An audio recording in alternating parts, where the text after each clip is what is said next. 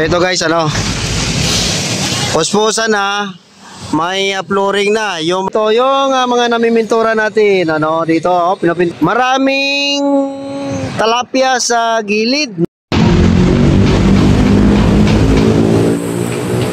So yan guys, bigyan love shoutout. Follow up tayo dito sa Pasig River Esplanade Phase 4. Ito na yung sitwasyon ngayon guys. So nakikita natin ang welding is going on. Nakabit na nila ang I-beam lahat. At yung steel plate nandiyan na, nakalatag na. Maya maya ay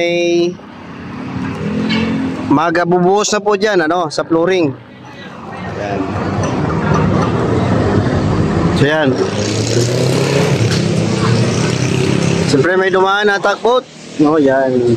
So ito yung Pasig River Phase 4, Grabe, puspusan na ang dito. Puspusan na ang trabaho.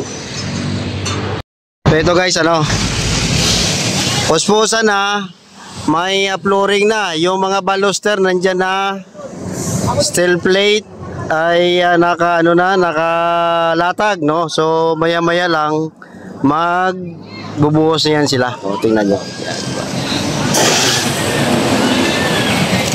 So, patapos na. Yung target kasi nito guys, before December ay kailangan inaugurahan na ito ni Pangulong Bongbong Marcos. Ito guys, sa kabila ng mga issue sa flood control, daming sari-sari, sari-saring protesta ang nangyari. Pero itong project na ito ay tuloy-tuloy, Kita nyo naman ang quality ng trabaho nandyan, Sa flood control kasi guys, dami tayong nabalitaan ng mga ghost project. May mga project man pero ampaw, nasabi. May mga project na kulang sa semento, kulang sa kabilya, Pero itong project na ito, tingnan nyo naman guys, so intact na intact. Siguro yung isa lang makomment ko dyan, yung I-beam dapat ay concrete beam, Kasi alam nyo, tubig kasi yan. So ang pinaka dyan ay corrosion, So may corrosion siya. So pwede nga maaari, na hindi siya magtagal ang concrete kasi talagang magtatagal yan, Pero ganoon pa man, dahil yan naman ay nakaangat at may siguro mga 2 meters away sa tubig. So sigurado naman ay yan ay matibay, So yan nakalatag na ang steel plate. Ang mga niya, ito yung pundasyon guys, nung nakaraan nating pinakita na binuhusan, So yun yung beam, I-beam na nandyan sa gilid nakaraan na nakahambala or nakalagay sa gilid. So yan na yun, nilagay na nila at wini-welding na rin yung mga bracing niya, Yan. So maya-maya lang tapos na ito, Itong proyekto nito guys ay aabot po ito hanggang Laguna de Bay, Grabe itong project nito. So siguro hindi naman agad-agad matapos. Siguro abutin pa ng ilang taon. Pero ang bahagi dito sa Maynila guys, from tawag dito sa Port Santiago, sa gilid ng Port Santiago hanggang dito sa may Quezon Bridge ay matatapos ito, I'm sure, this year, And siguro maputol ito pansamantala dyan sa may Ayala Bridge, na kung saan dyan kasi ay malapit-lapit na sa Malacanang. So hindi kasi bawal kasi ang dyan, bawal ang camera. So para safe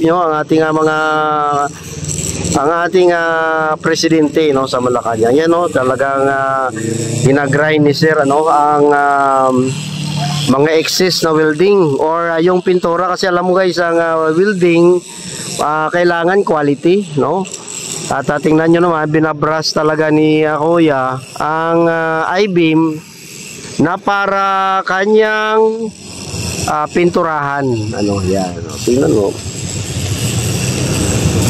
So napaka quality, quality talaga, napakaganda ng pagkagawa nito. Kita nyo naman ang welding, may pintura, and siyempre maya-maya lang yung mga baluster ay nandyan na rin yan, ano. Yan. At chine-check din yan, ano, ng mga QC, no, quality control talaga. Yan. So i-check naman natin doon banda sa may MacArthur Bridge, ano. Tingnan natin doon ang sitwasyon sa MacArthur Bridge, ano. So yan guys, ano, nandito tayo sa MacArthur Bridge. So i-follow up natin itong project, no, ng Pasig River Esplanade Phase 4, no. So tagos po ito sa Quezon Bridge. Ang Quezon Bridge, follow up din natin, ano. So nung nakaraan nagabuo sila dito ng 30 inches na tubo, pero ito na ang ano na pinatungan na nila ng I-beam. Siguro tuyo na, ilang araw na kasi nakalipas. Hindi na, ito na yung magselbi na platform, no. Bubuhusan nila yan ng simento. Tagos dyan sa mga concrete post na yan, ano, na nakatusok na, nakatayo na, at nakikita natin parang may ginagawa silang ano, isang pundasyon. So kung hindi ako magkamali, yung pundasyon na yan, yun yung maging patungan ng I-beam na yon, yung dalawang I-beam sa gilid at tagos doon sa kabila. Kung nakita nyo sa kabila ng tulay ng LRT, may dalawang pundasyon na nakatayo na, nabuhusan na. So ito naman yung dalawa, ginagawa pa lang, nilagyan pa lang ng mga kabilya. So dito talaga guys nakikita, no, na quality talaga ang trabaho dito, no. Hindi katulad, no, balitaan natin yung mga flood control na walang kabilya, and nakaraan nagbuhos sila, nakita natin yung semento, no, talagang intact na intact. Yan, oh, ang mga equipment nila naka-standby. Ang oras ngayon ay alas 1 o alas 2, no, ng hapon. So tuloy ang trabaho sa kabila at saka dito sa may yung bubuhusan pa lang, ano. Yan. Nakakaasa talaga tayo yung quality dito guys ay panatili, ano. So dito naman grabe, no, ang tibay ng structure na to guys, oh. Kayang-kaya niya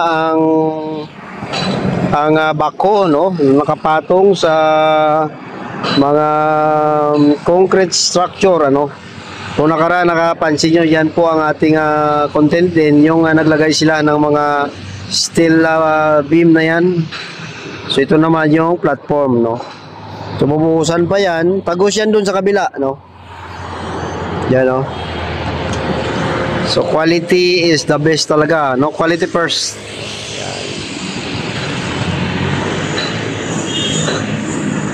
Talagang pati sa pagtali, no, ng kabilya guys, kailangan dyan may maganda, no. Yung pagtali talaga maganda, at yung paglagay ng kabilya, kita nyo naman yung steel plate sa ilalim, talagang nakasecure para sa pagbuhos ng simento ay talagang areglado.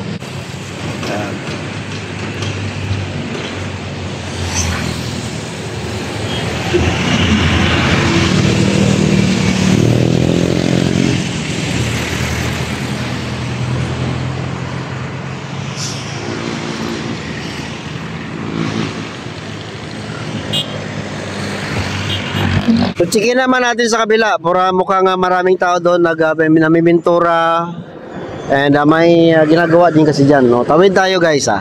So ito yung tagos guys, oh, yung kanina pinakita natin doon sa kabila, no. So dito na tayo, yan ang tagos yan, ano, magiging daanan yan, tagos dito sa kabila.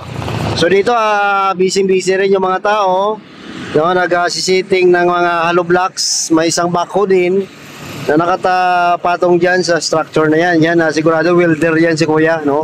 May welding mask kasi siya. So konting lang to, konting trabaho na lang to guys, patapos na rin to, no.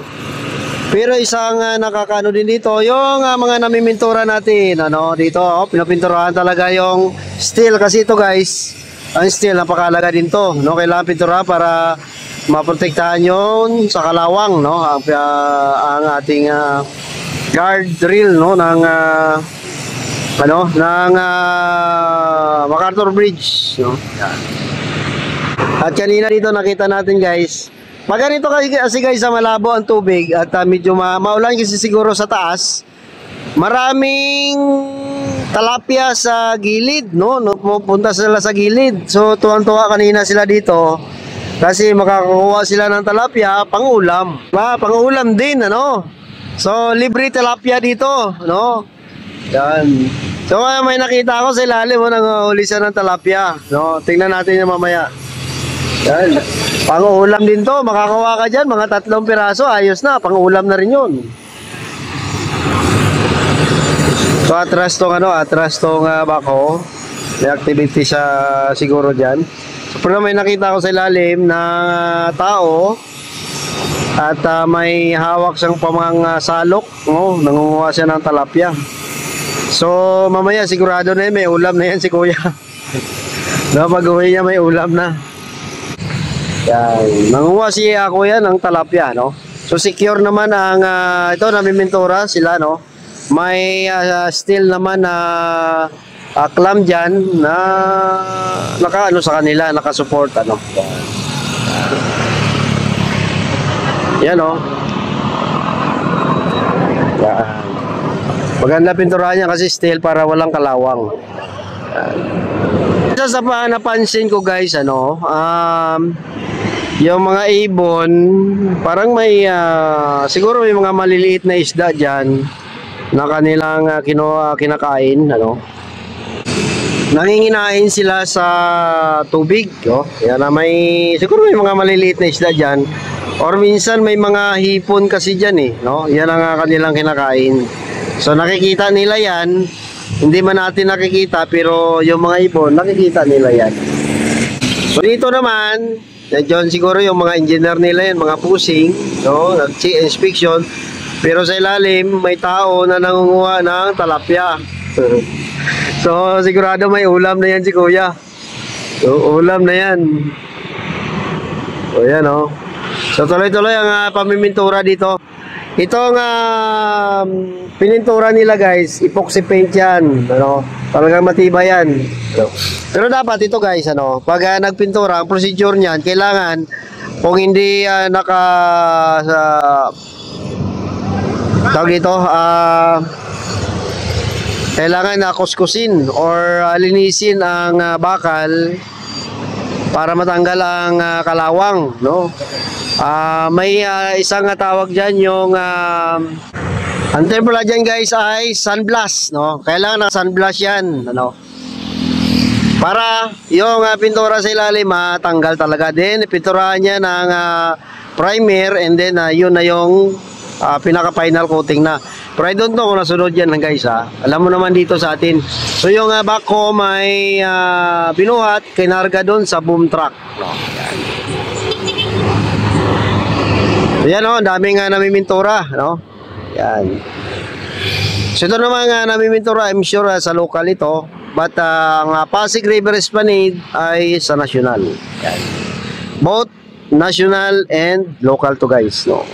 Dapat magkaisa naman talaga, no? Huwag nating lagyan ng boundary local, national, dahil Pilipinas lang din naman to, para naman sa atin lahat yan. So mga konti na lang guys, no? Nakapurma na, eh, no? Kung nakita nyo yan, no? Nakapurma na. Ang mga baluster nandiyan na, yung mga lamppost nila nandiyan na, no? Yung engineers nila nandiyan, nag-inspection, no? Mga busing. Yan, shoutout sa mga busing. Good luck sa ating project. So doon sa kabila, nakita nyo naman, hanggang doon sa Quezon Bridge. Yan, salamat guys. Yan po ang update dito sa ating proyekto na napakaganda. Salamat guys.